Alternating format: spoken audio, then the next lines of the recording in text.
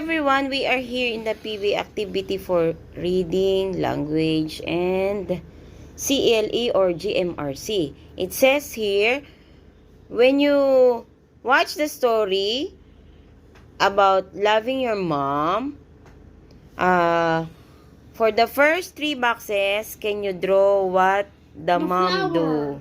Okay? What the mommy doing? Washing the dishes. Washing the dishes. Very good. Can you draw it? Yes. Very good.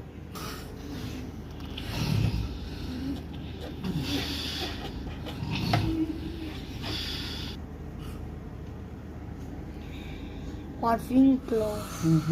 In the 4th box, draw the mother and write at least 2 traits based on her actions. The mother and the daughter. And what else the mother traits, anak? Cooking. Okay, and what else?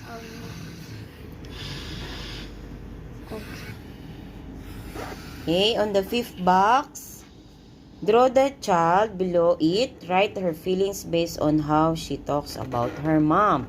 So, how she talks about her mom? Loving. Easy, loving, And and happy. okay, very good.